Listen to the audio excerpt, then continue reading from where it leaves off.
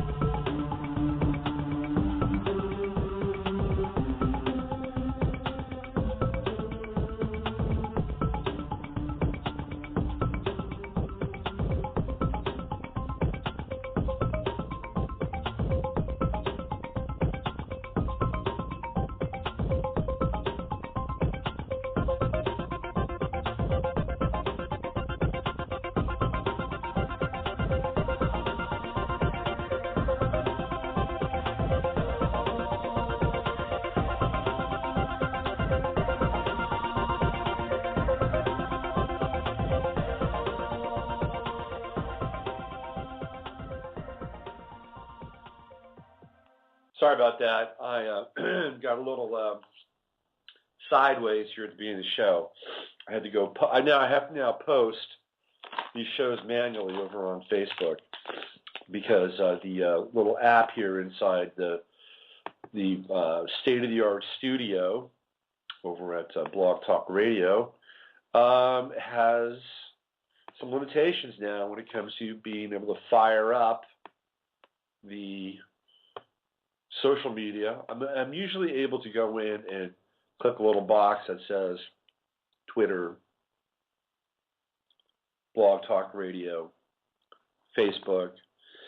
However, the Facebook part of that is no longer working.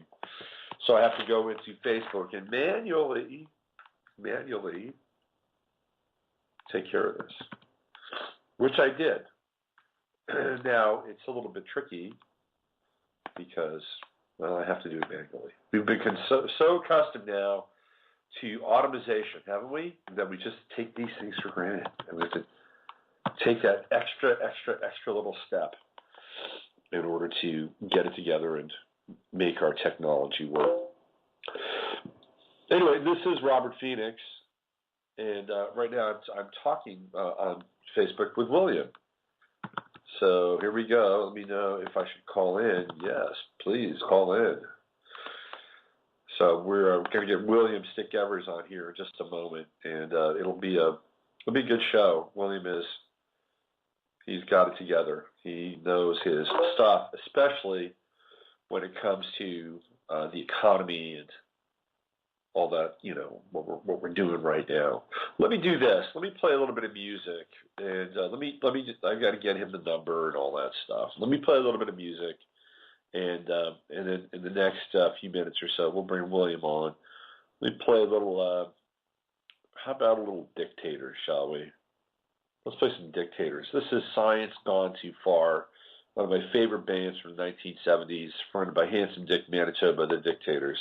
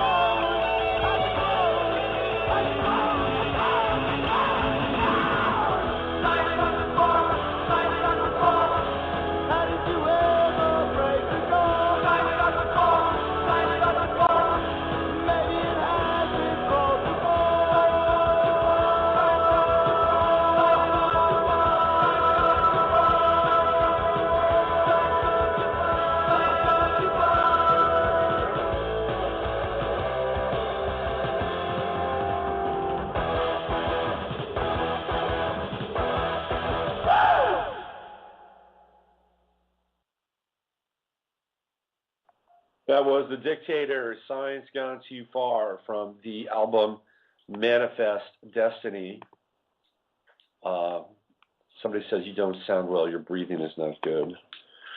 It's true, I don't feel all that great, boys and girls. I have been dealing with the cedar fever, and now the chemtrail flu has set in. Hear that? That rustling sound is my throat lozenges, and I'm about to take one. So why don't we do this? Let me bring William on, just as I open up this little throat lozenge. There we go. Let's bring him on here, and let's get into where we are with the economy. But before I do, let me just give a little lead-in for William. He's probably one of the best astrologers I know of when it comes to dealing with long-term, long-range scale issues like the economy and where we are in terms of how it relates to the outer planets, Pluto in Capricorn, and especially Uranus and Aries. So we're going to look at where we are with the dollar, potentially the replacement of Ben Bernanke with Janet Yellen and what that might mean. And of course, we're going to get into the interesting world of microcurrencies and virtual currencies like Bitcoin, which William has a fair amount of knowledge about. So without further ado, here he is, formerly New York's finest, now one of San Francisco's own, William Stickevers.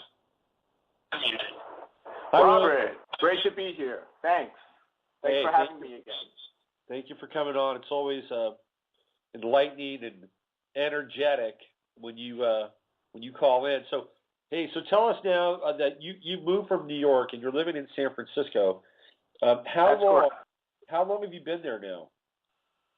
I moved here November 1st and got settled in. I moved here November 1st to California. It was about a 5-6 day car trip, and then I moved into San Francisco proper on November 21st.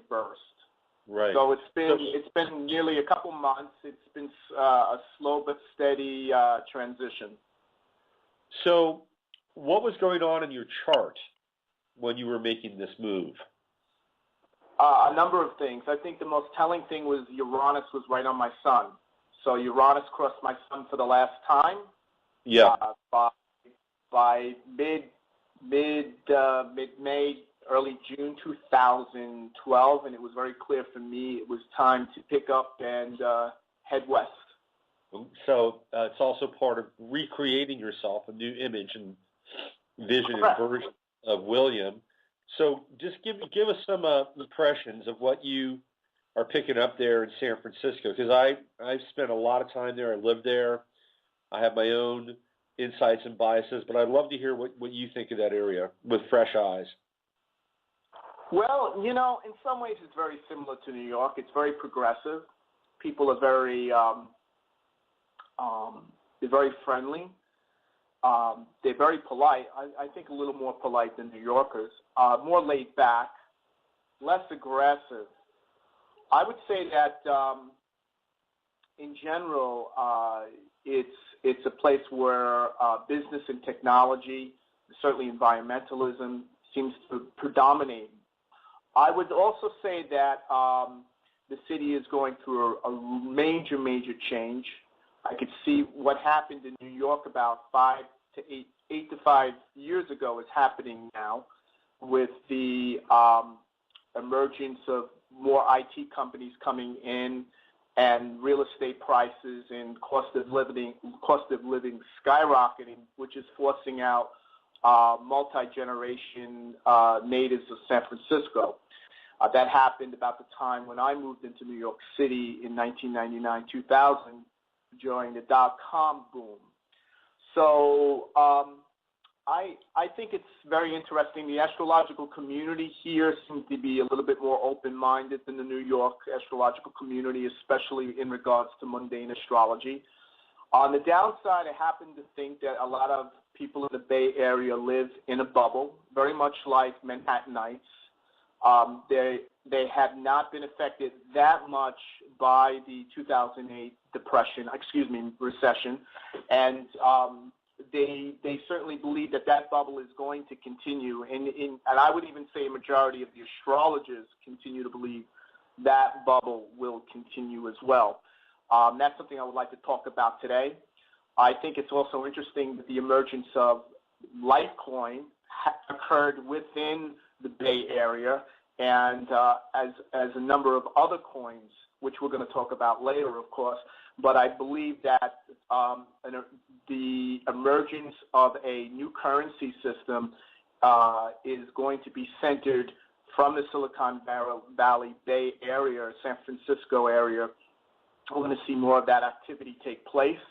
I believe also, I don't know if you know this, Robert, but I have the horoscope of San Francisco has a Sun-Uranus Aries conjunction, and there will be a Uranus-Jupiter opposition that will hit that Uranus-Sun conjunction coming May 2017. So this city is going to be ground zero for the Uranus-Pluto revolution, just like it was ground zero during the 1960s counterculture revolution.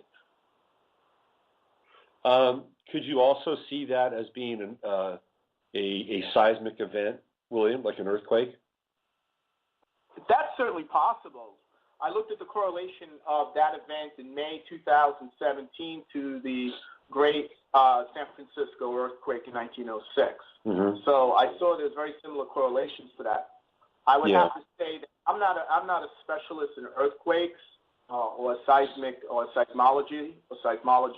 I think that's the correct science for that specialty. But I would say that we're going to see the prospect of earthquakes in Northern California possibly as early as this year take paramount. Yeah, it's a very active area. In fact, I lived on the Hayward Fault. I mean, I lived right on the fault, and from 2005 to 2010, 2011, I would feel earthquakes intimately. I mean, I would feel them torque the foundation of my house and stuff. I mean, it was pretty trippy.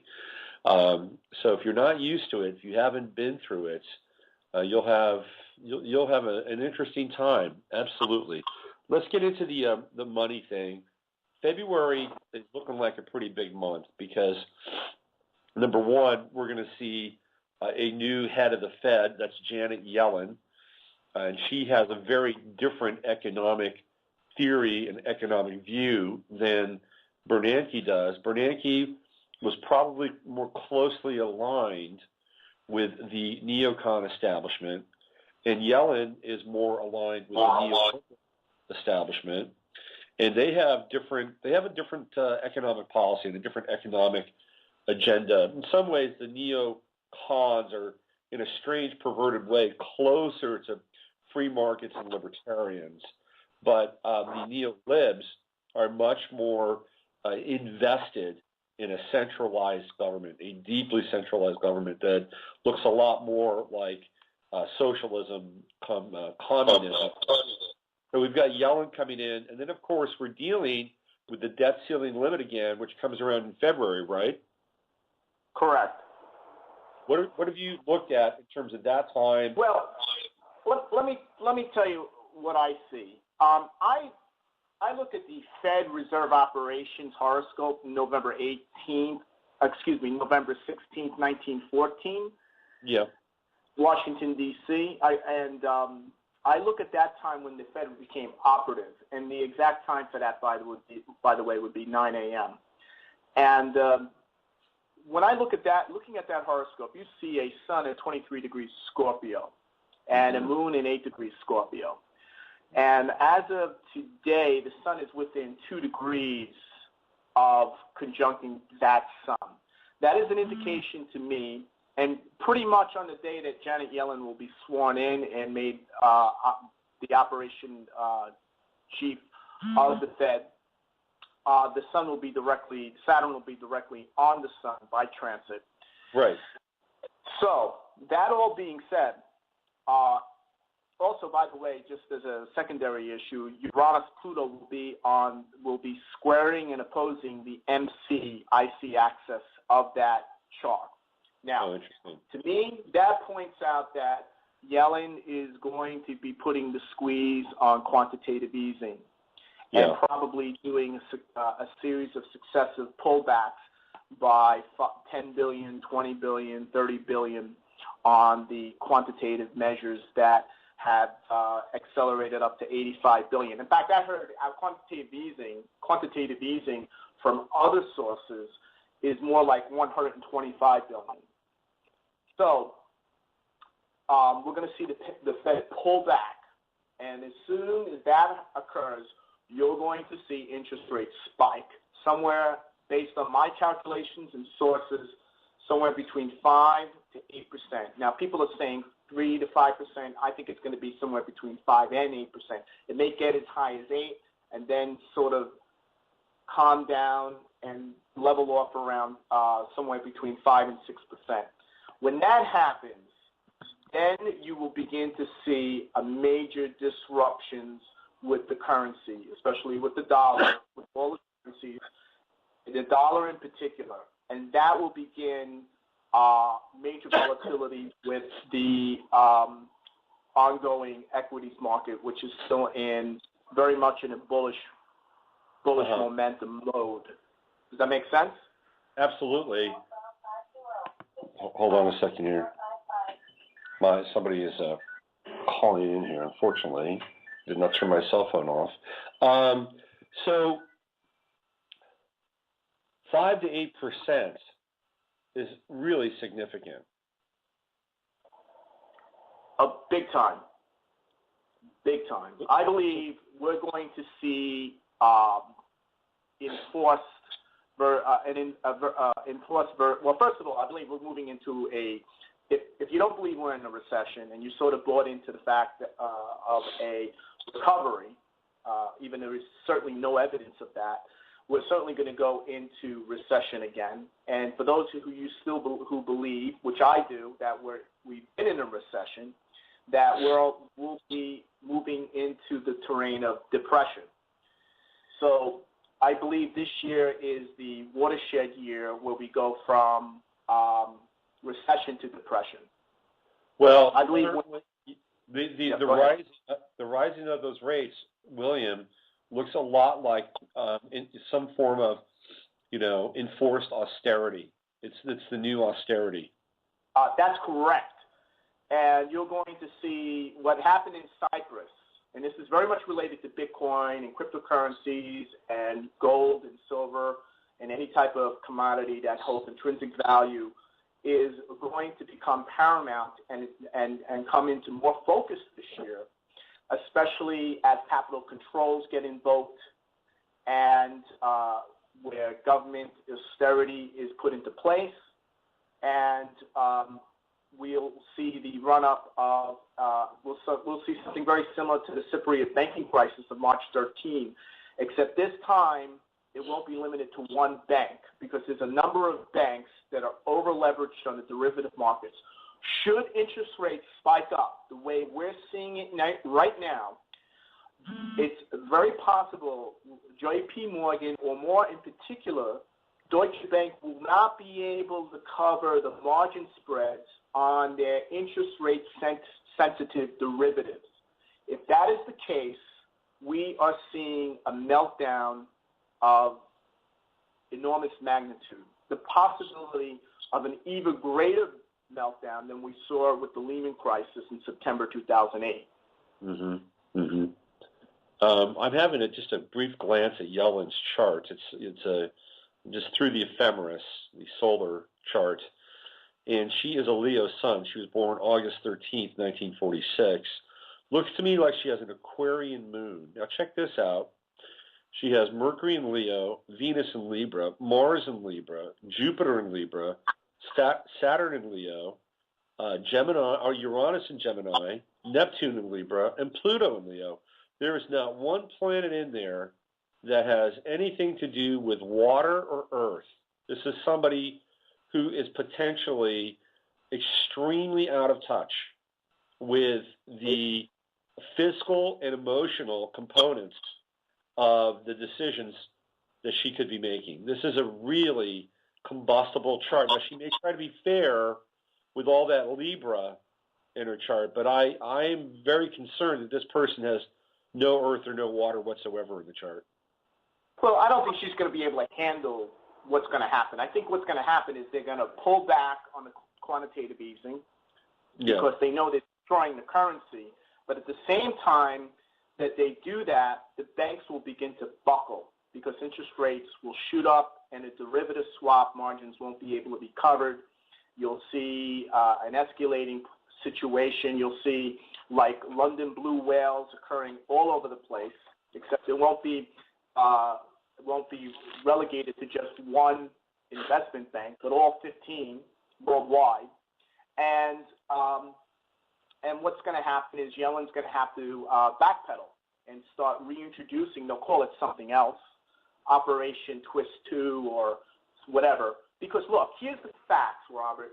I have posted numerous times on my page that the QE has been totally responsible for pushing up the S&P and the equities markets. There is nothing behind anything. The employment has barely gone up. In fact, underemployment is the real big issue. The people who are getting unemployment are people who are still being paid by the government, subsidized in some way, $400 a week. But the people who are underemployed, who had a six-figure job back in 2008, are still working for Walmart at 1 in the morning, stocking shelves for $8 an hour. So here's the problem: 25% underemployment, an economy that's underperforming. We have equities and some real estate in some sectors of the country being pushed up totally based on quantitative easing measures that was invoked by Bernanke's policy. And now they're going to retrace and backstep on that. And around that time that all occurs, Saturn will be squaring Yellen's sun, conjuncting the sun in the Fed's operations, natal horoscope. All right, and you're going to have the upcoming cardinal crisis in April 20th, 2014, with the planetary transits of Jupiter, Saturn, Uranus, Pluto, all making their marks. And by the way, particularly about Pluto and Capricorn, when it was in this sign, it brought about a war over money, a war over taxation, especially about currency between the American colonies and the British Empire, which led to the American Revolutionary War. So the fact that we saw taxation and currency leading to social and eventually political revolution is a theme that is being replayed again now this decade. Right. Well, that's the next piece, isn't it? Because one of the things that is usually the fallback plan, not only to distract people, but to quote unquote energize the economy, is to have a war. And you know while we did not have a formal declaration of war in 2009 and 2010, what we did see the surge, right? The quote unquote surge, which was a reinvestment of troops and arms and all kinds of provisions in Pakistan and Afghanistan. So it was a soft war. It was a soft declaration of war, and they just renamed it the surge. So unfortunately, while we're staring down this economic crisis, there is the potential for a real crisis with a war. Absolutely. I believe I've been talking about this for a while here. I'm sure you've seen in some of my posts that the prospects for a full-scale regional war in the Middle East, which will involve Russia, China, and the United States as proxies or some form of direct involvement, is very likely to occur between now and 2018. And I don't mean like by 2018, between now and 2018. So I believe this whole deal with Iran is bogus. I believe they are moving forward with their plans. I believe Israel and Saudi Arabia have contingency plans and are ready to do a strike when it works out. I believe all these things are being put in place right now. Obama is backpedaling. He's moving forward. He's doing back-end deals. Look, nobody really knows exactly what's going on, maybe with the exception of the NSA, who actually is subservient to a completely different government. But the thing is that we can be sure by just looking at the astrology, looking at the trends, doing some real critical analysis, nonpartisan critical analysis, we can really make certain conclusions that indicate that we're going to see high level of geopolitical volatility and economic uncertainty that is going to be, that could quite possibly be explosive. Absolutely. I mean, we just saw recently, just over the last few weeks, that AIPAC literally demanded that Congress and the Senate okay an almost unlimited budget for Israel to continue to wage some kind of war. And this is scary because, you know, the president, for, you know, Obama, for all of his warts, has pushed back pretty clearly on Israel. He and Netanyahu do not get along. Netanyahu campaigned for his college buddy, Mitt Romney, and Jarrett and Obama and the Democrats took that personally.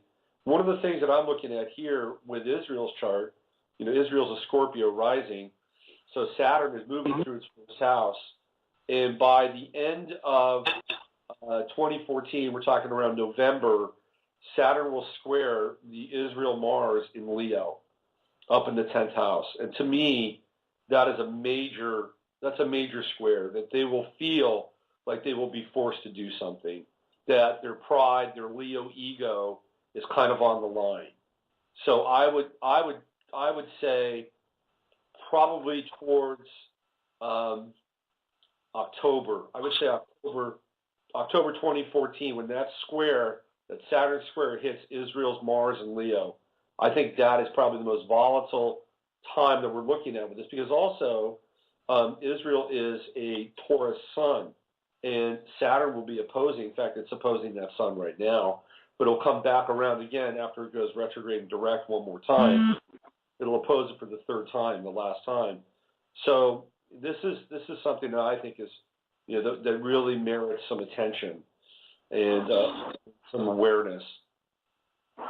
Well, I tend to agree with you. I think the timing is a little earlier simply because I see that Mars-Saturn conjunction over the Israeli ascendant, using a Scorpio rising as well, is pretty much within a degree or two opposing the natal sun of Israel. That's right. At the same time that Jupiter is conjunct both the moon and Pluto up on the midheaven.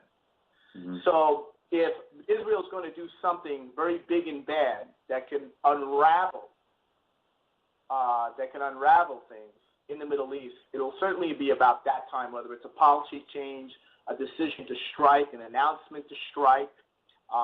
It could be a whole set of things. However, I do think from April onward, the ability for even astrologers to predict what's going to happen, which is almost impossible now in many ways, because more information is coming out. Yeah, you know what I mean. More stuff is coming at us than we can even with all our technology and even with the internet, it's almost impossible to really assess what's really happening on the ground, if you will. Yeah. And I believe, though, that the timeline is speeding up as well. There's an acceleration and intensification, and a lot of the mundane astrologers do not factor in any of their forecasts. They're still operating, many of them, for many reasons I won't go into today, which is beyond the scope of this talk, in 1999 thinking, especially, you know, when the old-timers were running the show in terms of what was being written about, what the scope and possibility that mundane astrology can do. We know mundane astrology can do a lot more now, and we can see that. So what I'm trying to emphasize here is that the fact that as we go into this year, the intensification and acceleration of the Uranus-Pluto alignments on top of all the other factors is compressing the timeline and the activity and the rate of activity, or what we call in markets volume, with all the economic and geopolitical events, and most importantly, the rising of what I believe the rising of, I call it the great unraveling. Right. Of the social, we keep, I think a lot of astrologers are also looking at the social dynamic that's at work here, and the massive rise of small and large scale protests that are leading to social revolution, global social revolution. And guess what? That's coming to Main Street, USA this year. I'm putting my money double down on that, and that's going to make the Occupy Wall Street movement look like a picnic in the park, which in some ways it was. Yeah, absolutely. The failure of the Occupy movement for me was, and this was fleshed out about 60 days, within 2 months of the Occupy movement, is that it was extremely partisan. I mean, there was no wiggle room for any kind of other ideology to come in and, and have a say. I mean, they were very exclusionary. They wouldn't let any, Ron Paul libertarians, play nice. They were basically, moved aside for the Occupy ideology. And I think hopefully when this happens again, it will transcend those kinds of, synthetic and artificial limitations and barriers. Let's talk about gold for a minute, William. It seems like it's being suppressed. China's buying a lot of it. A lot of people decided to buy gold as a hedge. They're wondering what they should do now. What's your take on gold, and where do you think it's headed? Well, yeah. I mean, look, gold is artificially being suppressed. We don't even need to debate that. The real issue is what's happening with the gold. And it's very simple. It's all moving east. It's all moving to China, and some of that's moving to India. And basically China is almost on the verge of surpassing the United States. In fact, I believe it has, I'm talking on record, to surpassing the amount of bullion that it has in its central banks by February this year, by February or March, depending on which source you look at. Right now, that will be a major landmark change. Look, here's another thing about China. Let's talk a little bit about China. Then we'll go back into the currency issue. Then we'll talk about, gold and Bitcoin, because gold and Bitcoin are really intertwined with each other here. The real problem comes down to the central banks. As the prices keep going down, the central banks, and in particular China, more than anyone else, is taking delivery on that gold and then buying more and then taking delivery. There's no selling going on, all right? And many of the bullion banks worldwide cannot make delivery on the sales they've already contracted to make, to execute. So there's another crisis that's going on that's not really being articulated in the mainstream news. So what's happening as a result? Because gold is becoming scarce and the price keeps going down, demand keeps going up, things like what the smart money realizes that currency collapse is quite possible now. It's quite possible. The prospect of that is already there. And so the emergence of the cryptocurrencies such as Bitcoins as a means of transferring funds, all right, is a way that the smart money is dealing with the potential for a large-scale geopolitical crisis and the financial uncertainty that is ballooning right on the radar. So Bitcoin, for those who can't get access to gold, is becoming the choice currency that's gaining popularity with nations that have problematic fiat currencies such as Argentina, and that in the case of Argentina, that can circumvent inflation, which is ballooning, and also many people around the world are using Bitcoins and digital currencies because they avoid any form of strict capital control by the banks and evade international sanctions, which is what many Iranians are doing. So there's a massive influx of purchases of Bitcoins and cryptocurrencies in Argentina for inflation. By Cyprus, because of the capital controls, they can only get 300 euros out of their ATMs a week. And to evade international sanctions by people in Iran and some other nations. So also in Cuba, and I believe the North Koreans are also participating in this. So, look, a lot of the Wall Street financial analysts discovered a massive link, a high link between Bitcoin usage in Spain's 2012 banking crisis and the 2013 crisis in Cyprus. So, and also another thing that occurred just recently in November is that Bitcoin's capitalization at $15 billion is 3 times greater than the entire market capitalization of Western Union, which is only $4.5 billion. And Western Union, as you know, is the world's largest transfer company. So what does that all really mean? That really means that for those who can't get the gold, all right, are going to Bitcoin, are going to Litecoin, are going to Feathercoin, and are going to all other micro digital cryptocurrencies as a means to hedge against what is coming. And what is coming is a fiat currency collapse. So let's play this out, because this is interesting. And a lot of people don't quite understand Bitcoin. They don't understand Litecoin or Feathercoin. But it seems to me that based on what has developed with Bitcoin, that there are going to be a lot of these competing microcurrencies hoping to get into that same space where somebody buys $20 worth of Feathercoin and 8 months from now it's worth $3,000. There's a great deal of speculation, it seems to me, to be percolating in this space. Let's just talk a little bit about the mechanics of these currencies and how they work. Well, Bitcoin is a peer-to-peer payment system, a digital currency that was introduced as an open source software, and it has to be mined by a server using a very sophisticated method of encryption. And 25 Bitcoins per block of encryption, if you want to use that, is generated every 10 minutes worldwide. All right, and the creation rate will be halved from what it is now by 12.5 Bitcoins per block by 2017, and will continue to diminish approximately every 4 years after that. So there's a limited amount of Bitcoins. There is a limit to it, which gives it value. It has intrinsic value because it does take energy to generate Bitcoin, and that energy, that amount of energy, has value behind it. Like any commodity, for example, gold is rare, but it also takes energy to mine it, to mint it, right, and to create it into a coin. So that in itself, also what gives it intrinsic value is people are willing to trade gold for any type of paper or fiat currency.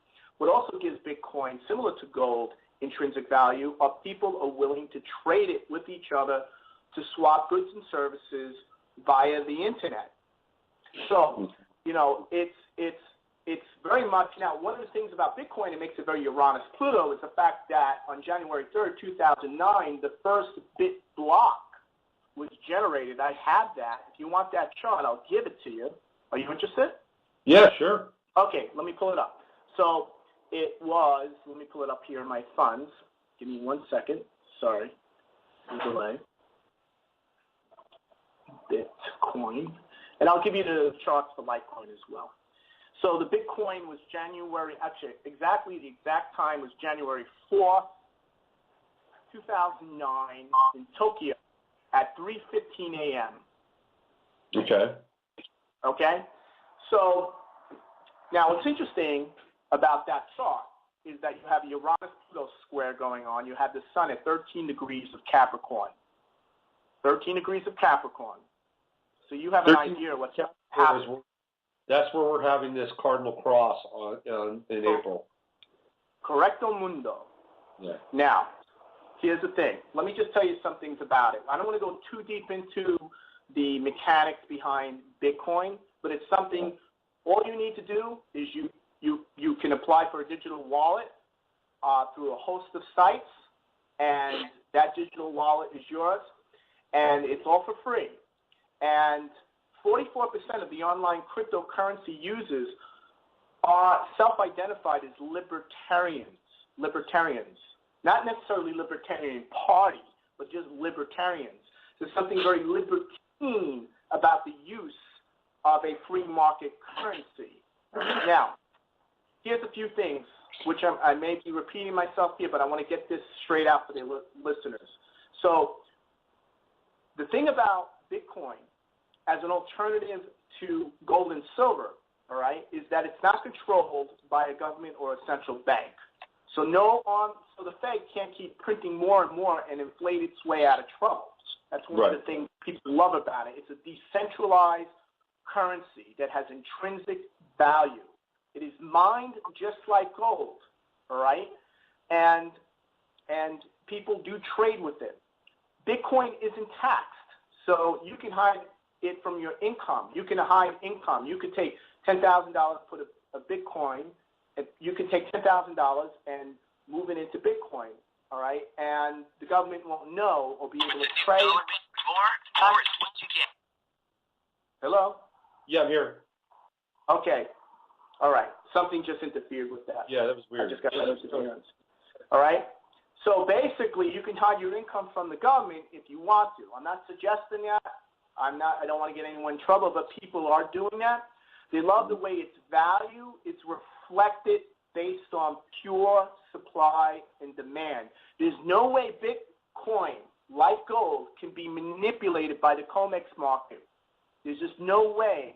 There's no form of regulation. There's no monopoly behind it. Mm-hmm. So 47 individuals worldwide own all of 1/3 of Bitcoin. So 47 own 1/3 of all the Bitcoins out there. 927 people own half of the entire currency.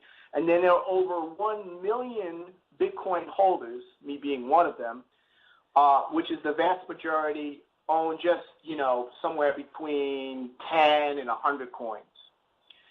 So I've been involved with Bitcoin just, dabbling with it back in 2011 before this all really happened. All right. Uh-huh. And I was talking about this, and I was getting, all the naysayers, especially in the astrological community, that know much, predict little, and never put themselves on the line, was saying there's no way anyone's going to move money no one's ever considered cryptocurrency or what they would call internet currency as a means of real money. But that's all really changing now. In fact, just so you know, J.P. Morgan, the big bank, along with Deutsche Bank, that's in real trouble right now, which we'll talk about in a few minutes, all right, they have already made a proposal to make anonymous electronic payments over the internet. They are in the process of trying to launch their own virtual currency in a patent application. So they see that there's a major game changer, and they need to get in on it. All right? So I really see this, Robert, as the beginning of the end of government-printed fiat currency worldwide. Because, money as we know it, from this point on, is never going to be the same again. And the fact of the matter is, when people were telling me, Robert, a few months ago, there's just no way, William, people are going to accept this thing called Bitcoin. It not only exceeded the value of Western Union's total market capitalization, it exceeded the level of gold. In other words, one Bitcoin for a few days had more value than 1 ounce of gold. Now, it went back down, but the fact that it's within range, it's within striking range of moving back up and passing gold, is a very telling sign that people throughout the world who are making purchases of Bitcoin and Litecoin and Feathercoin and other coins, this is just not going to go away. They see value in it. And here's the final most important thing that puts the nail in the coffin for the U.S. dollar and for all fiat currencies measured against the U.S. dollar, is there are people across the world willing to exchange Bitcoin and Litecoin and Feathercoin and all the other cryptocurrencies for gold and silver. That is the end of fiat currency. So in other words, people will say, hey, I'll give you 10 Bitcoins for 10 ounces of gold, and people are willing to make that exchange, and vice versa. So, there's no going back after this, Robert. Most of the astrologers just don't get it. The astrology is there. The evidence is there. The trend keeps growing, and the astrologers, again, are behind the 8 ball. And that's why I'm on this show. Well, I mean, it just follows suit that everything is dissolving into this virtual marketplace, this virtual reality. I mean, just look at what's happened with music and CDs. They're gone. They're gone. Look at what's happening with the publishing industry. Going away. People have Kindles. They have iPads. We have virtual books. We have virtual music.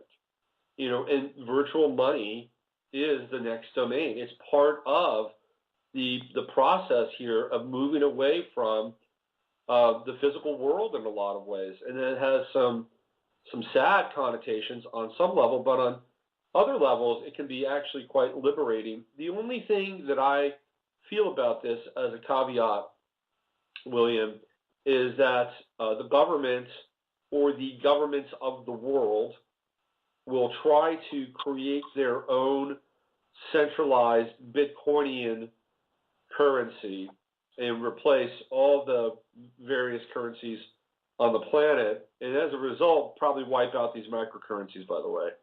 And then we're dealing with a whole different beast altogether, and I use the word beast explicitly here. So while I am hopeful and I'm glad that we are exploring these Uranus and Aries kinds of solutions to currency, I am also guarded that at some point, just like everything else, it will become co-opted, and then all of a sudden we find ourselves in more of a cage than ever before. Are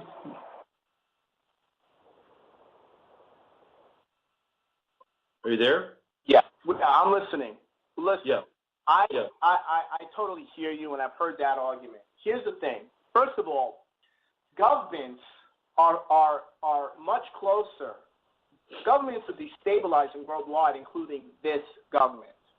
Social revolution is on the rise. The prospect of that social revolution turning into political revolution is very, very good. So, yes, we know the empire is going to strike back. There's no doubt about that, Robert. The war, that will be one of the many fronts of this revolution. But the ability to fund and make this revolution possible, let's face it, if you and I started a group to start a social revolution, we put up a page and a blog, we all agreed to use cryptocurrencies where nobody could be indicted on any charges for sedition through funding this revolution through a cryptocurrency. There'd be no way for them to find out. And yes, they'll strike back. Yes, they're going to try and decrypt it. Yes, all of this is going to happen at some point. But time is running out for them. That's my point. And the government, as we know it now, is not going to be the government we'll see 10, 15 months. Look, the timeline is compressing. The volatility is increasing. People have had enough. I know people breaking down on their personal life, anything that is not sustainable or tenable, whether it's your personal life, whether it is your job, whether it's the community you live in, whether it's the marriage, the relationship, whether it's an issue or a obsession or a dependency, all right, whatever it might be on a personal level, that is all breaking down. That is all hit crisis level. And the same thing on the macro level is occurring between corporations, between states. You see defaults happening all over the place. You see small businesses going under everywhere. You see the collapse and breakdown and ineffectualness of social institutions occurring. I see it all over the place. It's right before our eyes, and nobody talks about it. Well, they do. I know you do, Robert. I do. Theodore White does. And there's a whole host of astrologers out there. And not just astrologers. Gerald Celente, one of the top, if not the top, secular trends world forecaster out there, and a few other people I respect, and certainly some people who worked in Wall Street. But by and large, the truth is in front of us all, and yet there's a denial and a belief that the center of power lies out there when really those centers of power are breaking down. So here's my response to that. Yes, the empire will strike back. that is probably already in progress. I know the IRS is already planning a contingency to deal with Bitcoin, but they don't have the means or technology to know how to deal with it. So that's why the NSA is helping them.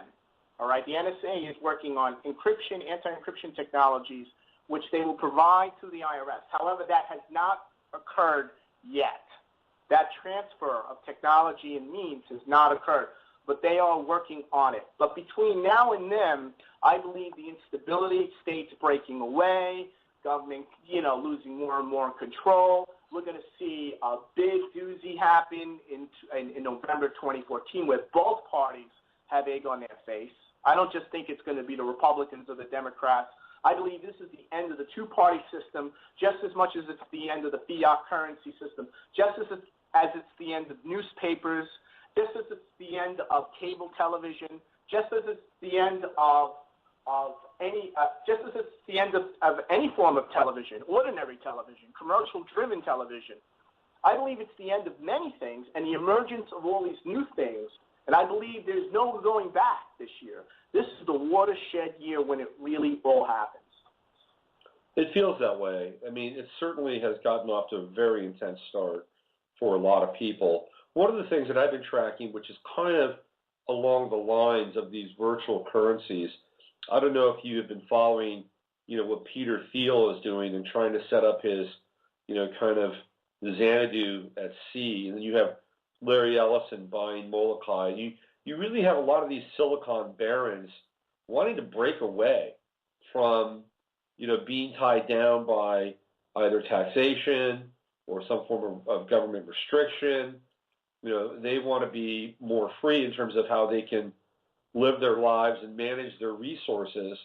And I think that while it's happening at a high level where people have a lot of resources to explore this notion, there's going to be a trickle down, and we're going to see more and more of this happen on a local basis. I just get that people are going to get tired. They're tired already. They don't know what the alternative is right now. But I think to your point, we're going to see the movement of breakaway take place in 2014. It's going to be very interesting to watch. Yes, I'm totally with you on it. I really just see all of this stuff, especially with the emergence of the cryptocurrencies, as a means to make those things possible. It's like, yeah, we could all have a great idea and we could all be great idealists, but we still had to use a centralized, regulated form of currency exchange between us in order to make something possible. Now we can circumvent that. And this makes a lot of things that weren't really possible, even in the 60s, possible now. So I really believe the potential for a massive counterculture, massive counter-government movement is now in the works. And somebody's got a website out there that's going to take off, if it hasn't already, that's going to lead to something we're going to be talking about this time next year on radio. Yeah. Well, certainly the Pluto and Scorpio generation, some of whom are going through their Saturn return now. Some will go through Saturn return with Saturn and Sag and Saturn and Cap. But they are very interesting in terms of not just what they are willing to do, but how they're willing to do it. They're intense. They're risk takers. They're also burdened with a load of student debt. So it's going to be interesting to see how the millennials kind of, get in front and lead the way in this thing. Well, would you mind if I just sort of play the other side of this? Because I have Sure. I have issues with the millennials. I really do. And I see something a little different. And I don't mean to be contentious about this, but, I've been hearing about the promise of millennials for the past 5 years. I'm seeing something quite different. A lot of them are still sort of immersed in their iPad or their Kindle or whatever device there is, walking down the street here on their bike, whether walking down the street, riding their bike. When I talk to them about some of these things without revealing who I am or what I know or what I do, all right, they seem to be really somewhere else. Mm-hmm. I really feel that the millennials are the ones who are going through that return, particularly some of the astrologers I know who claim themselves to be political astrologers are going to go through a big shock.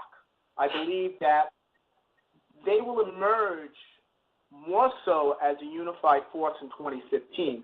Right now, I still see them as very passive, very egalitarian, very idealistic, people who were always told they were special by their parents all their life when most of them really weren't. And I don't mean to beat on them because I have some friends, personal friends, who are millennials, and they do agree with me, reluctantly so, that their generation really needs to step up to the plate and really hasn't. I mean, they read the stuff we're writing, they look at it, and still there's very little action or voice or unified voice from them. I agree with you, but to be fair, the majority of them have not gone through their Saturn returns, and I'm very interested in the Pluto in Scorpio generation that has Saturn in Sagittarius, because that will begin to get into things like law and get into things like equality and freedom of consciousness, things like that. I mean, they have the potential to either burn the planet down or they can create something really interesting. That's always been my take on them. I do get some contact with them from time to time through my website or through Gaiam, and I think they're starting to wake up. That's my sense. Okay, I hope you're right. I mean, all the NSA revelations that are coming out day in and day out, I know you follow them, Robert. I follow them. I post quite a bit of information about what those revelations mean, all right? And I see that very little commentary by the millennials. And I have I have like 300 or 400 millennial friends who follow my posts, and, very little commentary by that, showing how the NSA is trying to get direct access to anonymous wallets, with all the cryptocurrencies, how they've been working on that for years. They've actually been proactive about this. They didn't wait for Bitcoin to get developed. They've been working on these type of things from the mid-2000s, all right? The NSA has been showing that they have a great ability to crack code no matter how well planned, just like the British government's success against the Germans in the Second World War, although nobody knew about that until a decade after the Second World War. And, Eric Snowden's revelation certainly provides evidence that the U.S. federal government can, and over time, if not already, develop techniques to map all cyber transactions, all encrypted messages, emails, all encrypted websites, all right, which is the means by which social revolution or any type of change, counterculture change, or a populist movement is possible. And the millennials, when they read this, they're just like, there's very little for them to say, very little response. I get this a lot from the baby boomers who are retiring now, who are part of that. Certainly, the ones who seem to be the ones more likely to take action are the underrated Generation Xers, who are going through the Uranus, who have Uranus Pluto, who are being hit by Uranus Pluto again. They seem to be the ones that are more stepping up to answering that. Right. Well, it's going to be interesting, and I will hold out hope for the millennials, because I do think that part of what they have to do is they have to contact Pluto. They have to go through Pluto, and they're a generation that needs that intensity, and there will be something intense that they will have to brace themselves against, and we'll see how they come through it. And but at the same time, their preoccupation with alcohol and anonymous sex and the kind of lightweight superficial symbolism of the occult will have to dissolve for them to get serious. But I think they will. I think they'll have their time. And again, I want to see what happens with the generation that has Saturn in Sagittarius and Saturn in Capricorn, and see how they move through this. So, William, if people want to get in touch with you, where can they do that? They can get in touch with me through my website, www.williamstickevers.com. They can reach me on Facebook. They can reach me through they could also reach me directly via phone. There's always they can reach me. I'm pretty accessible. Okay, so William does consultations. He does readings. Obviously, he's got a great deal of knowledge in financial affairs. So if you want to seek him out for some financial-based astrology, I urge you to do that. And he's a good guy to boot. So thanks for coming on, William. I really appreciate it.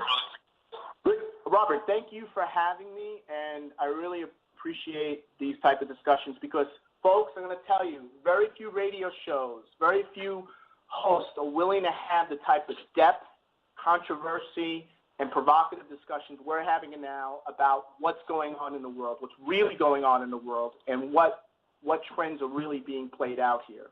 So thank you again. I really appreciate it. All right, William. You take care and have fun in the city by the bay.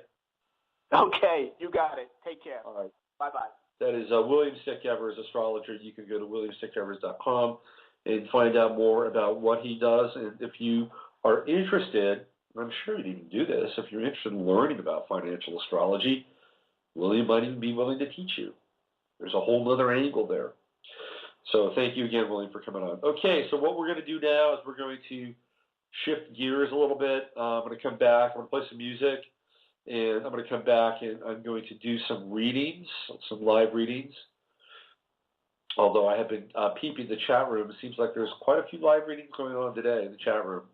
So if you haven't gotten your fill of a live reading in the chat room, you can certainly do it here live when I come back from testing 1, 2, 3 by our good friend Stephen Michael Hill. Here we go.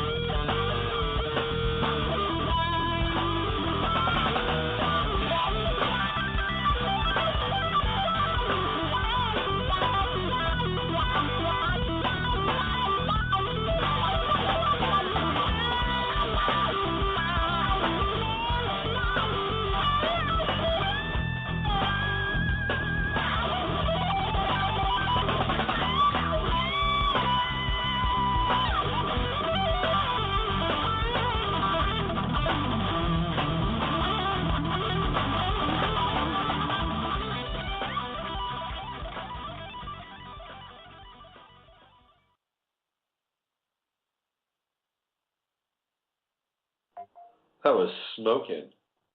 Testing, 1, 2, 3. Welcome back to Navigating the Astrological Matrix. I'm Robert Phoenix. I'm your host. The phone lines are starting to light up and fill up, and that means that we will be doing live readings shortly. So hang in there. Just a few pieces of business that I want to take care of. I have a new post up over at robertphoenix.com. It is about the Cancer full moon. It is the first full moon of the year. It is called the Wolf Moon, by the way. And I was deeply tapping into the Wolf Moon energy last night. So I've got that up on the site. Also, I have a new show coming out this week on Gaiam TV. It has to do with the astrological forecasts for Leo, Virgo, Libra, and Scorpio. So if you're any of those signs, you can hike on over to Gaiam TV and get your astrological forecast from me personally. Well, not personally, but you know what I'm saying. So that's happening. And this week, I think actually next week, I will be on the virtual cover of Om Times. I'll be doing a story on yours truly, and I'll be crafting a piece for them based on the outer planets and humanity's current crisis, the crisis of our times. These are very powerful times that we're living in. Don't let anybody fool you. This is not business as usual. This is not planet Earth. This is not your grandfather's planet Earth. And in some ways, that's sad. But in other ways, it is what it is. And we're here to go through this very important and explosive and catalytic time. We've agreed to be here. And we are, everything is turned up to 10. The volume is 10. If it's Spinal Tap, it's 11. All right, so let's get into some calls here. Let's go down to this one, the 540 area code. Hello there. Hello, Robert. It's Eric. Hey, Eric. How you doing? Good. What's going on with you? Well, so I've been really curious what might be in store for me employment-wise. I was chatting with SG in the chat, and she was thinking that I could be in for some big changes, and I'm wondering what you might see. Okay. Well, let me see if I can pull up your chart here. I think it's down at the bottom. There you are. Let's punch that up. So let me see here. 6th house. 10th house. Well, I mean, here's what I think, Eric. I think that ultimately you, in some ways, need to be your own boss because you have Aquarius on your 6th house cusp. So when we think about our work and what we're here to do, even though that house is unoccupied, the energy for that is very Aquarian. It's kind of, on its own, slightly revolutionary, does not necessarily like to be told what to do. I do really like the Pluto trine to your ascendant, which is taking place right now. It will take place, by the way, throughout 2014. Of course, Pluto gets to 13 degrees, and it goes retrograde and goes back to 1110. So it will stay within trine of your ascendant. And Pluto, of course, is in your 5th house, and you have that Capricornian moon. So Pluto is, I take that back. Pluto will be moving into your 5th house. It's the orb of your 5th house. So one of the things that Pluto does when it moves into a new house is that it will immediately kind of send its waves into that area. So part of what Pluto will do for you is it will force you to become more creative, okay, because the 5th house rules creativity. It also rules hobbies and pastimes and children. So one of the things that you may do, Eric, is you may be, and I would actually advocate this now versus waiting until Pluto goes into your 5th house. I know you've been doing a lot of energy work on the side and offering that up for people. You may want to look at a way in which that can become more formal in some ways. Maybe you want to look at getting certified not just for Reiki, but perhaps there's some other modality that you can practice where you can actually get paid for what you do. So Pluto also represents, especially Capricorn 5th house, taking charge at a higher level. So I would say that if it is true that you could be in for some changes on the employment front, then I would tap into the energy of Pluto, because what it does, right, it's trining your ascendant. So it's trining your identity. It's transforming who you are. What is your ascendant? Your ascendant is Virgo, which is the sign of the healer. So I would advocate that you take the healing process seriously. And you may not make as much money first, but I can tell your heart is really in it. And if your heart is in it, then I think that you're going to be halfway home.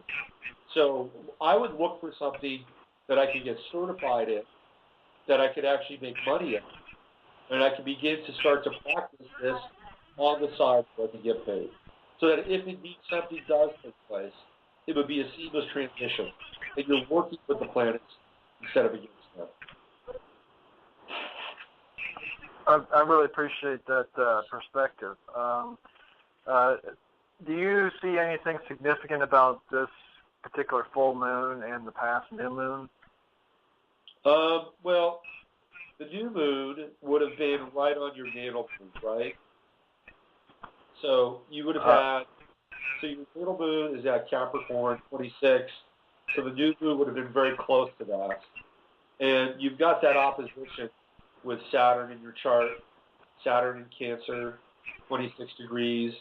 I feel like that the full moon on your Saturn is what's taking place right now for you, because you're in the chat room, you're getting support for your Saturn, which is using your Saturn to heal in some ways, right? Cancer is also a very healing sign. It is a sign that nurtures.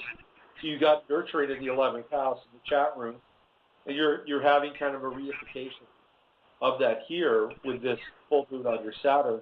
So I think people are encouraging you through the 11th house and giving you support, maybe for whether to be prepared for something or to look at something from a different perspective. But I think the seeds of all of this would have been on the new moon, the first new moon of the year, which would have been on your moon, your natal moon. But again, it's the 5th house, so it's about following your instincts. It's about planting the seed for something new. And it's a first moon. Capricorn moon is tricky. It's a tricky moon. It's a very detached, very cool moon, especially when we get into the opposition with Saturn. But remember, your moon is in the 5th house. So that's in some ways having almost like a Leo gradient as part of your moon. So the key here is unlocking your passion. So you want to go back to the new moon. You want to figure out what you were doing on the new moon. And you can't really go back in time and say, hey, I want to plant my seeds to unlock my passion.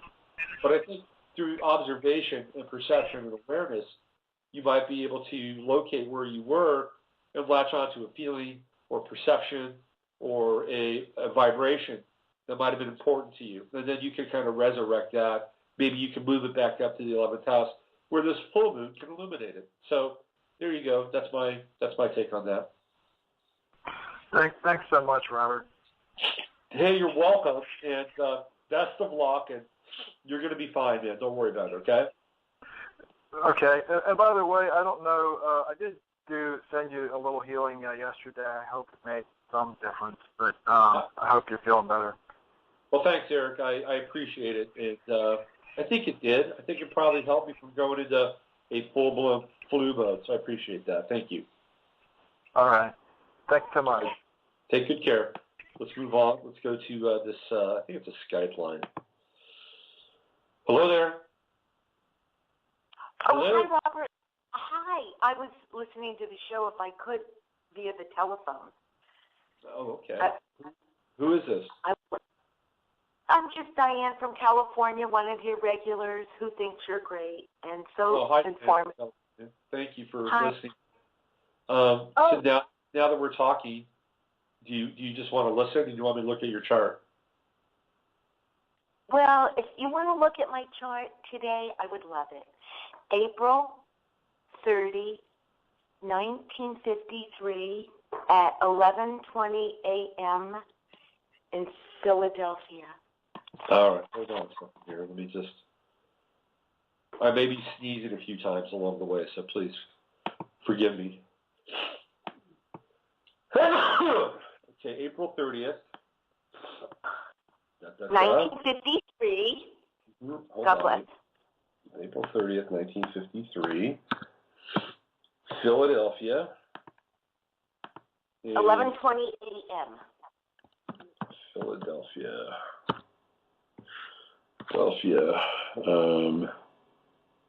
11:20 a.m. Okay, there it is, Philadelphia. Are you a Penn State fan at all? Well, you know, I moved to Los Angeles when I was so young. I was like in first grade. So I'm kind of LA. Right. Okay. I just found it interesting that Penn State's new coach, his last name is Franklin. So we have a Franklin returning to Pennsylvania. It's kind of interesting. All right. Let me see here. Here we go. 11:28 a.m., right? Yes. All right. Looking at your chart, and you have the big mover and shaker is Jupiter in your chart. Jupiter is in the 12th house right now, and it is pretty much sitting on your Uranus, and it will go backward and conjunct your Uranus. Uranus is involved in the pretty heavy-duty T-square in your chart with Venus and Mercury in the sign of Aries, and then Neptune and Saturn in the sign of Jupiter, in the sign of Libra. So I like the fact that Jupiter is on your Uranus and hitting the midpoint between this opposition, which means to me that you have the potential to have what I would call quantum realization or quantum healing, revelatory epiphanies as they relate to relationships, relating to other people, long-standing relationships. You could have new insights into how you can revitalize and regenerate and rejuvenate your home. You might even decide that you may want to take in a boarder or somebody to help you pay for expenses as a result of it. Might even be a relative. But I like the fact that Jupiter is right on your Uranus and offers you some out-of-the-blue, almost instantaneous and revelatory solutions to some of these issues in your life. Now, transiting Uranus is getting very, very close to your natal Venus, extremely close. And again, it's going to result in a Uranus-Uranus square.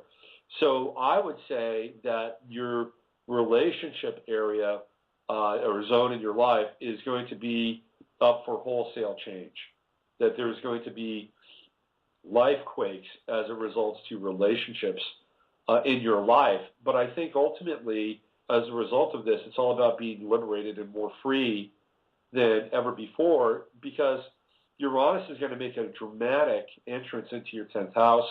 It's going to cross your midheaven. It's going to immediately conjunct your Mercury. You've got the Mercury-Pluto trine in your chart, the Venus-Pluto trine in your chart. You know, I see this as being a period of really powerful, wide-sweeping, very fast, rapid change, but good, really good change. It allows you to kind of reorder your life at a deep level. It's like shaking the tree, you know, and whatever's left on that tree is what you get, literally, right? Or, you know, there's something about this period of, or it's not, that's a better metaphor, panning for gold. I like the panning for gold metaphor better. It's panning for gold. And what's left out of the sediment and the residue of this movement in your life, that's what you're left with. That's the, you know, the metal specks and the flakes and the value that's intrinsic in this revolutionary change. I also think that it will result in a career change for you, something that is much more open and akin to acceleration. You may even, believe it or not, you know, whenever I see your Aries so prominently aspected around the midheaven, I can't help but think of my own mother, who has Aries on the midheaven and was employed by the Navy for about 30 years of her life. So when Uranus, conjuncts the midheaven, we can look at things like the military getting involved or becoming more of a part of your life. Maybe somebody decides to join the military. Maybe you have a new connection through your work that is military related. Who knows? But, when Uranus comes in there, get ready because things are going to get shaken up, and not in a bad way. I think in a good way. Interesting. Very powerful reading. And very, very moving. It is fast-paced, and what you were saying was resonating because, ironically, 6 months ago, my son moved back home, but for the purpose of saving money to purchase a house, because the cost of living was so expensive. So, he's saving money. I'm not getting money from him. It's the opposite, so to speak. But it worked out that you're right, I was going to downscale from where I was living. Yeah. And, a job change, that's kind of the only job I ever had. I started working in 2000, and I've been fine. I'm a realtor, and I've been really successful, thank you, God. But, I'm semi-retired. I have no idea what the military could possibly be. That'll be interesting to see. I'm really open because you get your stuff. Well, let's see how it gets shaken out. One of the things that your son might have done is, he might have put this idea in your head that it would be okay to live with somebody. It might even be one of his friends that decides that they want to move in after he has enough money to buy his house. So I think that's potential. The military piece could be related to real estate. If you're living in Southern California, maybe closer to San Diego area, that might factor into it. It might have to do with land. But I also like Pluto trining your sun. It's moved past your sun a little bit. You have 9-degree sun in Taurus, which is very good for real estate. But Pluto will get back to, I believe, 10 degrees. So it'll be one more kind of slight trine just over your sun. That'll be in the latter part of 2014. That's pretty much it as far as. One more thing. You've got Moon in Scorpio, so Saturn is going to be conjuncting your Moon in October of 2014. So the Saturn Moon conjunction tends to have us look at our relationship with our mothers or being a mother. So you may be called upon one more time to help your son out, or perhaps another member of your family. I don't know if you have any other children, but there's that Saturnian on your Moon energy, and of course Saturn opposes Jupiter, so we're talking about money. So just get ready for October of 2014 that there may be somebody needing some kind of support, financial support, probably a child at that time, and so you'll have to figure it out. And it's not as cut and dry. It's not as easy as you would think because of the opposition to Jupiter. So the other thing, too, about Saturn on the Moon, and I can only talk about it from being a male when I had Saturn on my Moon last year, is that it forced me to deal with my own mother issues. And that was a time when I was, having some very honest dialogues with my mother about how she felt about me, how she perceived me, and this, of course, being on the heels of the death of my father.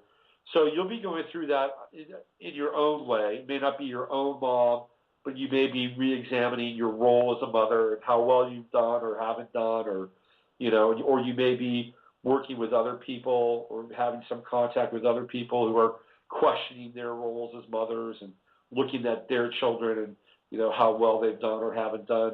So it's an interesting energy, but your Moon is very passionate. It's in the fifth house, so it's also a way for you to gauge your passion. Where are your passions? What are you doing? How do you feel alive? Do you feel alive? Do you want to start any new hobbies or pastimes? Where do you want to put your energy? And when Saturn is a 28 to 30-year cycle, so this is also a reset for your emotions. And it's a very powerful reset because of your age, and it takes you into some deeper understanding about who you are, where you're going emotionally, how you feel, what place does love role, what role does love play in your life, things like that. So it's a time where I would suggest it's a good time for a timeout. So if you can do any kind of spiritual retreating in October, I would recommend it because you can get clearer. You can let the sediment settle, and then it moves on. And that's not on your sun for very long. It moves on. It moves into Sagittarius, and it's in your 5th house. So I think it's going to be an interesting transit with Saturn and Sag in your 5th house. A little bit of restlessness, and a little bit of spring fever, a little bit of cabin fever. You may want to travel during that time. All right? Okay, thank you, doll. You're fabulous. What a great time on your show. Thank you again, Robert. Okay, you take care. Bye. I'll put you back on hold. There we go. All right, so let's go to the 208 line. Hello there. Hi, Robert. Gardner. Yeah, it's me. I think this is the first time I've had a clear head where you've been clogged. Yeah, thank you. You've just transferred your virus over the ethers to me. I had it since September, but oil of oregano did kill the infection in my sinuses. I've had it evidently for years. Oil of oregano, and I did buy some juice, so thank you for reminding me. Yes, that really took about 3 days, about 4 applications a day, 3 or 4 drops. So and my sinuses have been clean since then. I'm going to have a scandalous admission. You ready? Yes. When I was in high school, of course, when I was a junior in high school, I was I use the word and I don't use it. I'll use it liberally. I was a drug fiend when I was a junior in high school. I decided that I was going to experiment with every drug possible, with the exception of heroin and PCP. Right. Okay. So I was at a party one night, and I was standing next to this guy who was chopping up lines of cocaine, and I had allergies back then. They were terrible, absolutely terrible. And I looked at that guy, and of course I'm thinking, I'd really like some of that. And I said to him, I said, hey man, would you mind selling me some lines, And he said, no. I said, I would mind. Yes, I would mind. Oh, okay. I said, well, the only reason I'm asking you is because I have this terrible allergy, and I think it could really help me. And he says, oh, man, you have allergies too? Oh, I have them too, man. I've got asthma. You know what? This stuff is the only thing that works for me. So and look, I don't do this anymore. It's not a part of my life anymore. This is when Neptune was in my first house. So I did this, and I swear to God, it was the best medicine I've ever had. It completely cleared me up. It dried up my sinuses, and I felt a lot better about my life at the same time. So there you go. Yeah. Yeah, it was great. I'm sorry. Oil of oregano kind of has that same head clearing rush. Do you think especially when you get some on your lip?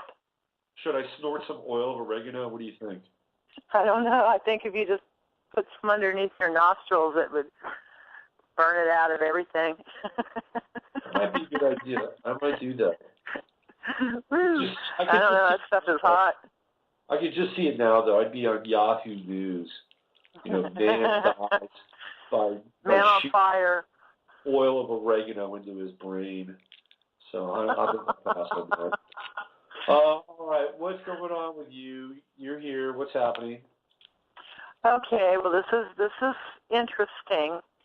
I have been working really, really hard, and over the new moon, new year, I had a huge rush where I realized I've been in hardcore shock for the last, many years, but especially since my illegal fraudulent foreclosure, court eviction, right. Blah, blah. And I've been really making, a point to keep my eye on the future, do everything you told me to do, but I wasn't able to then. But anyway, so Friday I had just written down time to focus on manifesting money. And right then I checked my email, and the new owner from the foreclosed, totally fraudulent situation property had emailed me wanting to buy my water shares that I still have possessed from that property. And it was an offer I can't refuse or he'll take me to court. So I posted the chart from that email letter on our chat room, and SG Sangreal was saying there's someone else involved in this. Neptune's in the night. Be careful. And it is a real scurvy little deal, as that region of the area. I'm so accustomed to. And it knocked me off balance, got me really paranoid, got me really scared for just a brief time, and I regained my composure. And I do have, something they want. This is the second lawyer trying to get it from me, and he's offered me $1,000. But I don't know. It's just there's I sign over my title to my shares, and he'll send me the money. Yeah. Which I would never agree to, of course. But I wrote him back and told him I will confer with a lawyer, since you're talking all this lawyer talk, court talk, and but I'm interested in negotiating with you. Well, I think what you need to do is you need to buy a little time, right? Buy yourself some time, and I think you want to have Venus go direct. That's what I think. Because he gave me a timeline till the 23rd, where they go to court with it. 23rd of January? Yeah, he said 10 days. The deal started on the 13th, Monday, and I had 10 days where they'd take it to court. Okay, hold on. And Venus in Capricorn is squaring my Aries Venus right now. And Venus is in your 7th house, which does, and contracts do come into play in the 7th house because it's ruled by Libra. Libra rules law, right? So, let me see here. When does Venus go direct? Venus goes direct. Venus goes direct on the 1st of February. And then it went retrograde to 26 Capricorn. And it doesn't go back to that until March. But at least it goes direct in February. So 10 days from when? 10 days from when? That would be the 23rd was my date, deciding date. Okay, so you have to make a decision by the 23rd? Is that what you have to do? Yeah, make a deal. Make a deal by the 23rd. Okay, let's see. Or he threatened me with he'll take me to court and take it from me, but he'd rather pay me $1,000 for something that's really priceless because you just can't get them there. Okay, and what is it again? What are these shares in? Water, my canal water, irrigation water. Right, and that's 9th house stuff, right? So he's going to take them. He's going to take them from you. Yes, in court. Ask for more money. That's what I would do. I would ask for more money. I would say, yeah, you just can't get them now. And it's funny, with all the people, it's like the bishop. Everybody that was involved in there is on the water board, so they all knew my circumstances. And you pay your fees. You pay a yearly fee of like $100. Yeah. With your shares, and I had 57 of them, 57 acre feet. That's a lot of water. Right. And so they knew I was leaving, so they sent me this little nasty gram. If you don't pay your assessment by May 1st, we will sell your shares. Right. To pay for the cost. So that was the canal company threatening to sell my shares, which they would. And I'm like, screw it, I don't care. I'm out of here. My neighbor approached me that had gotten screwed out of his water shares and asked if he could buy some. And I said, well, read this letter. And, they said they'll sell them, so I guess it gives me the right to sell them too. How much are they worth to you? So, I don't know. He offered $1,000. And again, this is bringing up the past. This is a bunch of triggers for my PTSD. Sure. Sure. Let me ask you a question. How much money have you put into them? into the shares about $1,200. You put $1,200 into the shares? Well, monthly, yeah, the yearly fees and et cetera. For how many years? I mean, how much money do you have invested in this? Well, I bought them when I bought the property, and that was included in the deal. So I don't know how much. But the thing is that you just can't get them. So yearly fees, storage fees. I had to the probate lawyer was the one that got them in my name after 3 years. So a couple $100 for the lawyer. Yeah, probably about $1,200 on top of whatever the included cost was. Well, here's what I would do personally. I would be willing to move on from that point in time in my life. Yes, I am. And what you don't like, I don't think, is you don't like being strong-armed, because that's bringing up your trauma. Yeah, it's threatening me again. That's all I've had is threats. I would say, let's dispense with the threats, and let's come up with a figure that we can both agree upon. I don't think $1,000 is enough. I think these are worth at the very least $2,000 to me, because number one, I put in all this money, and which is roughly around $1,200, and number two, what I would call some form of accrued interest, right? So come up with a figure. That's what I would do. I would come up with a figure. And well, that's my one shrewd Capricorn friend said, cackled out. Tell him $2,000, you got a deal. Yeah, I would just come up with a figure, that way. And I think my sense is that you will get it. That's my sense. Just say, look, those shares are worth at the very least $1,200. That's what I put into them, and I believe that they're worth more for accrued interest. And I'm actually going to have to cover some legal costs. So you may not do this because I'm actually paying a lawyer to look at this, and I want that covered. So for me, it's $2,000.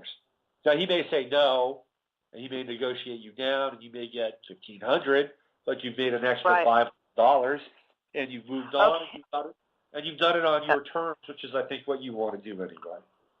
Well, and then the thing was, you signed these over, and he sent me this affidavit from the lawyer, but I do actually have revised stock. These are stock certificates from the sale, selling 14 of them to my back neighbor. So now I have like 44. And so there's actually a stock certificate of mine at the water company. So. Well, I just think you need to find the figure. Find the number, get to the number, and tell him that's the number. That's okay, that seems to be a common number, so I'll go with that. Yeah. Yeah, part of me is, it's like get beat down. It's like, no, just do it and let's go, get it over with. But, I need the money. Yeah. And he knows I need the money. And he's just telling me what, good man. He is a good man, really. But do this, or I'll take you to court and take them from you. And so, of course not sign over title till he pays me. Yeah. Well, there you go. Sign me over the title, and I'll give you some money any way you want it. And it's like, I've never done that in my life. Yeah. I'm sure he never has either. Okay. Okay, so, okay. Is that it? That's what I'm focusing on this week. Well, actually, I was focusing to have this done by today. Uh-huh. Have it figured out what to do by today. So people in the chat room are saying 2,500. Oh, no, they're saying higher, 5,000. Somebody said 5,000. Another person said 30,000.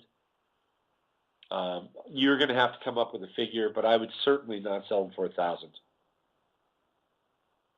Yeah, I mean, my back neighbor who got cheated out of his, and the ditch. Now, that property had about a half a mile of canal ditch through it. Yeah. And it went through my back neighbor's property, and he didn't have any water rights, and he has looked for 10 years, and you just can't get them. The challenge is, right, so the challenge is, let's say you come up with a number that is too high, and he says, screw it, I'm taking her to court. Right. Right. It'll So be you don't cheaper to wanna pay go- off the judge. You don't want to go too high. I don't think you want to go Right. too high. You want to No, I find don't. that sweet spot. I say start with 3,000. That's what I would do. Start with 3,000, negotiate them down to 2, and then you get $2,000. You sign them away. You're done. You move on. Right? Yeah, I would love that. All right. There you go. Thank you. They'll get All better too. Try, yeah, do that. Do that oil of oregano. It really, I've heard about it for years. I'd never tried it till this time. Yeah. And one of the girls mentioned it in the chat, and I sent away some.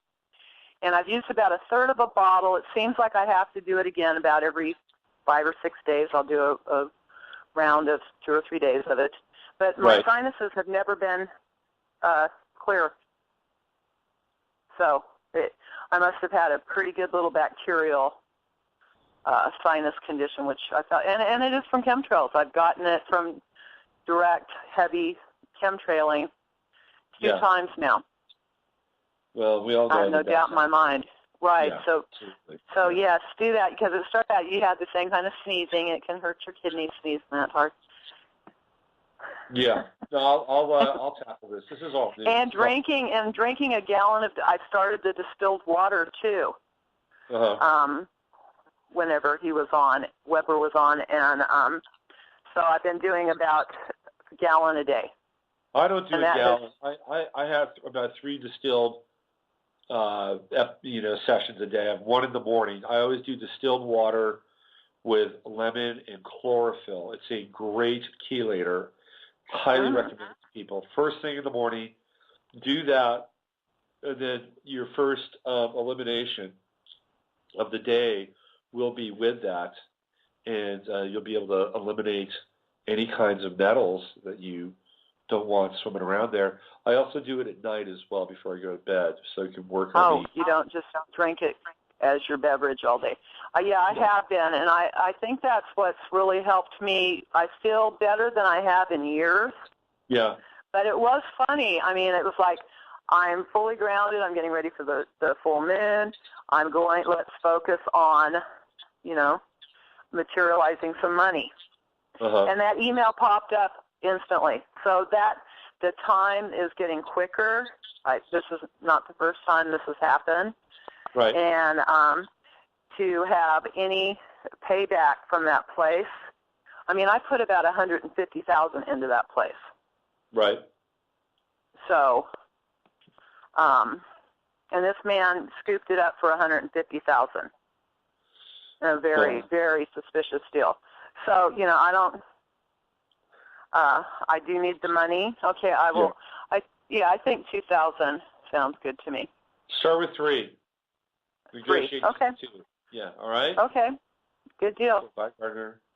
Thank you. Bye-bye. I think we have time for about 1 more call. Let's go here. Hey there. Hello. Hi. Hey, Robert. This is I'm gonna use my other name, Liz from Minneapolis. How are you? Oh, hey, Liz. How are you? Good. I don't want to read it. I'm just wondering if you can talk a little bit more about what you were alluding to with the millennial generation and those going through their Saturn return with it in Sagittarius and Capricorn, and and what you meant by we have to go through Pluto. So I think I fit that group, and I really would like to know more about what you mean, especially as it relates to your discussion with the last guest. Hold on. Okay. The one thing that the Pluto. When are you born, Liz? Say that again. When were you born? What year? Yeah, that's you. You're really at the beginning, by the way. You're like probably between 0 to 3 degrees of Pluto in Scorpio, and it's the first generation in quite a long time. I mean, really a long time. That in the modern age, that I would call transpersonal, because Scorpio is the first transpersonal sign. Libra is the bridge between the personal and transpersonal. One side of the scale leans towards the upper half of the chart. The other side of the scale leads to the bottom half of the chart, or the lower half of the chart. And that's generally considered the personal half, and the upper half, the transpersonal, or the collective half. And so you have a group of people who have all incarnated at the same time, who are, unlike Pluto and Leo, very interested in kind of flexing their muscles and flexing their identity and exploring ego and creativity and all that stuff.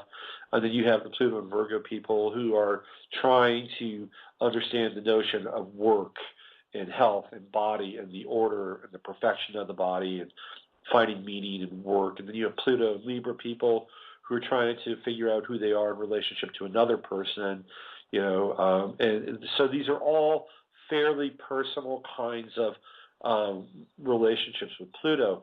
Pluto and Scorpio is very, very different. It is the Marianas Trench. The 8th house is the Marianas Trench of the chart. Everything just drops off.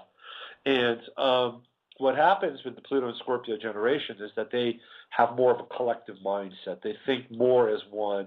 They feel more as one than, I would say, any generation since Pluto and Leo to a large extent. And they have this unique kind of access to the underworld, because that's what Scorpio is and that's what Pluto is. And a lot of Pluto and Scorpio people, grew up during the time of 9/11, and having to deal with this cataclysmic, psychic event in their lives. And they grew up during the time of gangster rap and crack cocaine and, really, the drug cartels, a very Pluto and Scorpio underworld kind of relationship to their reality. So they have this, sort of natural relationship to the underworld because that's what they grew up in. That was the milieu. But they also have it in their own side, in their own chart as well. So they seek out intense experiences. They seek out, they don't want to just get high. They want to get really high. They don't want to just get drunk. They want to get really, really drunk. They don't want to just make a video. They want to make like a video that's going to freak you out. Like one of the Pluto and Scorpio people that I looked at a couple of years back was this guy, Tyler, the Creator, from the Odd Futures crew. And I was looking at his video. It was complete Pluto and Scorpio video. And it wasn't like playing at the macabre or playing at goth. He got as close as he could to portraying himself as a pure psychopath. So this is kind of the underworld energy that runs through the Pluto and Scorpio generation. And they don't like to do things halfway. They like to hit things hard. And Scorpio is always about pushing itself against limits. And part of what they're here to do is they're here to go through the fire of their own Pluto. Pluto and Scorpio is representative of the Phoenix. And so most of the Pluto and Scorpio people are born with either Saturn in Scorpio. A lot of them are going through their Saturn returns now, Saturn in Sag, Saturn in Capricorn, and to some extent Saturn in Aquarius. So these are the 4 periods of Saturn that they're going to be going through. And through those Saturn returns, each kind of subgeneration of Pluto and Scorpio will have some kind of awakening, some kind of epiphany. And wherever their Saturn is, they will begin to mature and grow through and begin to change that kind of sub-level or sub-platform within Pluto and Scorpio. So for Saturn in Aquarius, it would be the internet, social networking, and communicating. Saturn in Capricorn, it will be money, money, banking, and governance. And then Saturn in Sagittarius, it'll be about belief systems and religion. You may see, hundreds of thousands of Pluto and Scorpio kids either completely reject their religions or get very religious. And you may see a real about face of Pluto and Scorpio. They may move from the Illuminati as their kind of cultural cipher and cultural religious theme to something more traditional. So these generations within Pluto and Scorpio will have their own moments of awakening. But I think that they're interesting because they are the one generation that is of one mind. If you look at the color revolutions that have taken place around the planet, and whether or not you believe that they were organic or they were astroturfed, it doesn't really matter in some ways, because it was the Pluto and Scorpio generation that were able to organize these things, make them happen quickly, and continue to be a part of them for days, weeks, and months. And they could only do that if they were of one mind. And the mind that we're talking about here is a deep subconscious mind. It's almost like this, it's kind of like this dark sun that unifies them in some ways that I don't think any other generation can quite understand right now. And it's going to be interesting, again, to see what happens as they begin to move through their Saturn returns and they get on the other side of 30, because then they will have moved into positions of power on the other side of 30, and they will affect the social order in ways that we can't really comprehend right now. So they're already impacting the social order through media and through symbolism and, through product placement and what they believe in and what they don't believe in. But it will become even more pronounced, more intense, over the course of the next 6 to 7 to 8 years when they go through these Saturn cycles. Does that answer your question? Yes, and I'm just, I was listening to your guest, and you were more optimistic about this generation and group, and he was a little bit more pessimistic. But I agree with both of you as somebody in this, the beginning part of this group. And I just think there's a lot of information out here. There's movements. You all spoke about Occupy, and a lot of that group was a part of that. But still, how can we really come together and create some tangible things that really propel this breaking out that needs to happen, going against convention. I mean, I just feel like things are accelerating, but still we're not really making things happen fast enough, or maybe that's the problem. We want things to happen fast because we are part of the microwave generation. Yeah. I don't know. I mean, look, I'm kind of a big sports guy. I like sports. And one of my favorite Pluto and Scorpio figures is Colin Kaepernick, who plays for the San Francisco 49ers. And the thing I like about Kaepernick is that he has Pluto conjunct his sun. So you're going to get a very pure distillation of that. And you're going to see that he has extreme components of Pluto and Scorpio in him. Like, he's a Christian. And, a lot of people just see his tattoos and his Kaepernicking and his flexing and his headphones and his hat turned backwards. But there's a whole other side of him that goes to camps and helps kids with cancer. And, there's a whole other, piece to Kaepernick. And I think that in a lot of ways, he typifies the extreme energy in your generation. And I think that ultimately Pluto is in Scorpio is about fire, and it's about the fire of transformation. And will the fire burn them? Will it cleanse them? Will it burn away the ego? Will it burn away their self-centeredness? Will it burn away their desire to have it right now? And I think it has the potential. And the greatest thing any generation can do is either say yes or no.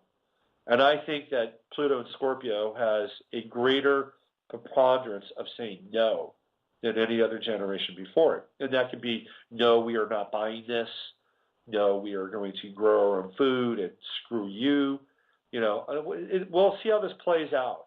It's not done yet by any means. Now, I also think, and this is to William's point, that it could be a very violent generation, that it can be extremely violent, and it can start a planetary forest fire, it can burn the whole thing down.